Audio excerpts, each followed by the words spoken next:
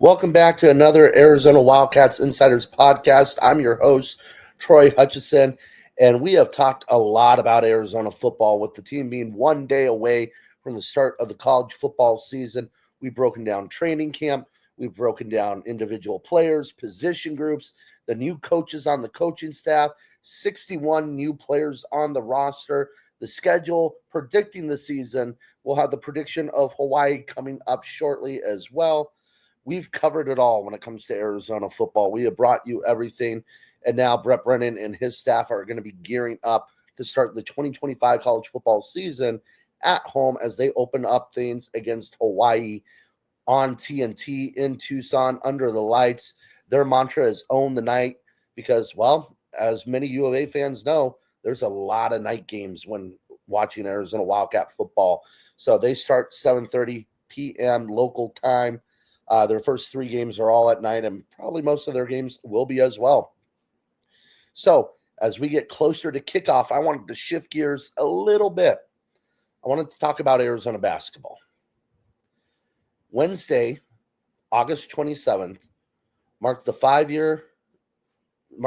years of the passing of legendary head coach Lute Olson. Now, when you think of great head coaches in program history, there are three in particular that stand from the rest, four in particular that stand above the rest, and have left their mark on this university, on this city, and in the community. Mike Andrea, Arizona softball. Jerry Kindle, Arizona baseball. Dick Tomey, Arizona football. But the man that is really the gold standard of being a head coach in Tucson, and again, Mike Andrea is the most successful head coach in U of A sports history, the John Wooden of college softball, one of the greatest coaches I've ever covered in my time, and well respected and will forever be loved in this community. But when you're talking nationally, when people think the University of Arizona, not only nationally, globally, they think of Lute Olson and the impact that he had on this university, community, the program, and the players that he coached. For 25 years, Lute ran the Arizona program. When he first got here, Arizona wasn't in great shape. Now, older fans, like my dad, will tell you that, the program was once a very successful program underneath Coach Fred Snowden, who was a great coach in his own right, the first African-American head coach in Division I basketball history, had a lot of success, barely lost to UCLA in the NCAA tournament despite players being hurt, and they could have gone very far. They had the Kiddie Corps, tremendous program, but after that, the program fell off. Ben Lindsay destroyed the program. Things were looking bleak. Basketball and the love for basketball in the city just wasn't the same. And then enter Lute Olson. And after, I don't want to say underwhelming, but after a challenging first season with the team getting 11 wins, mind you, there wasn't much talent on the roster. They're in a competitive Pac-10 featuring UCLA, Oregon State, and Washington and other schools like that were very good at the time. In 1 year, he turned Arizona into a 21-win team. And from that point on, the Wildcats would go on to make 24 straight NCAA tournaments. Now, I know there was one vacated. I'm still going to count that. So 24 straight NCAA tournament appearances. But it was more than that. Obviously, countless Sweet 16s, Elite Eights, Final Fours, and one national championship. Lute was able to build a program from the ground up and turn Tucson and Arizona basketball into a national power. And when you think about the teams of the 90s, Arizona was one of the teams of the 90s. I know they have one title, but getting to two Final Fours during that time span, having the swag that they did, when you think of all these hoop movies and and how the age of hip hop and R&B music grew in the 90s. A lot of people were wearing Arizona. There was a lot of Arizona references, everything. Arizona basketball was a major brand. Lute was able to turn that program into one of the top 15 programs in college basketball.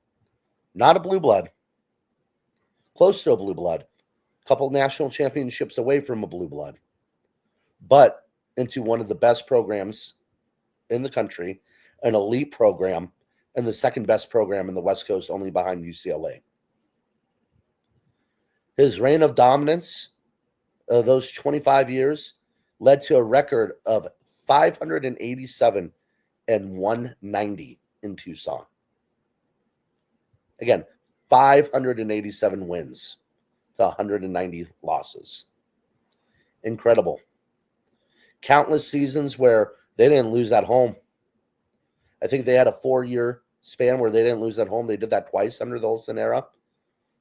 In terms of rivalries, UCLA was the main rival, not ASU. Lute absolutely dominated ASU, never lost to them double digits in terms of total losses. I believe the amount of losses was 6 or 9, one of the two. I'm getting the numbers mixed up there, with 50 to 40 wins over the Sun Devils by an average margin of victory. If you look, probably around 20 plus points. Wasn't a rivalry. Memorable games against Stanford in the big game with Mike Montgomery coaching Stanford. That became one of the premier rivalries in college basketball.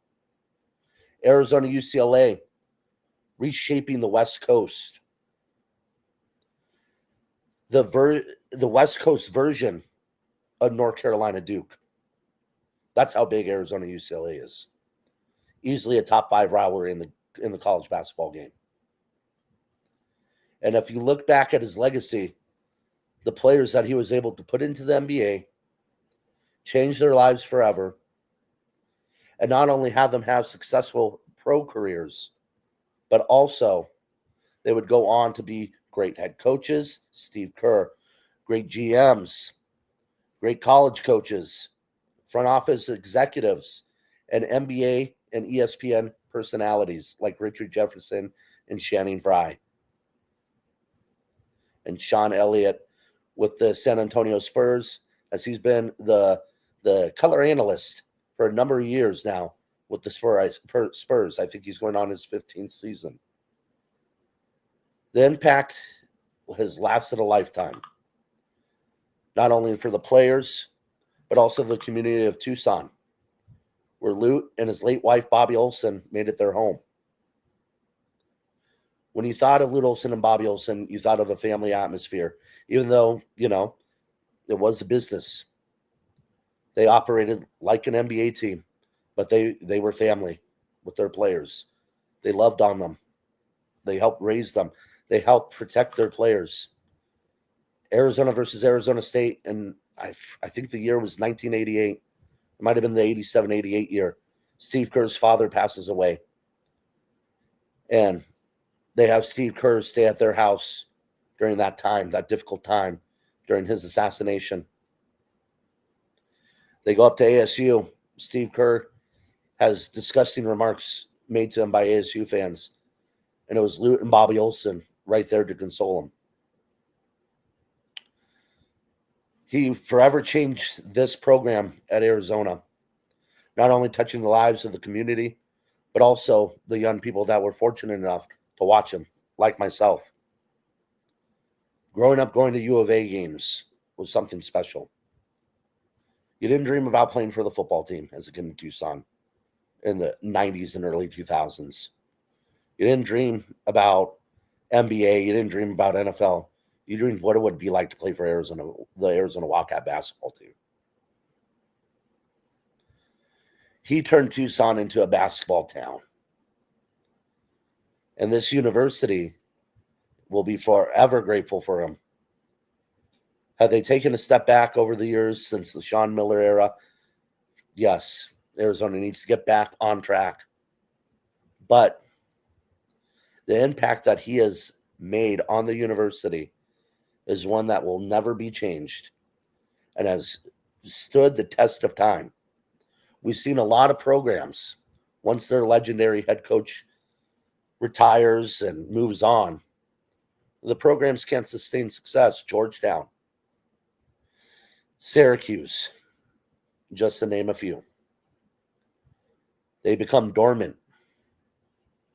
Not Arizona, because that's what type of national brand Lute Olson was able to build. It went from Lute to Sean, who went on to have success and get to 3 Elite Eights.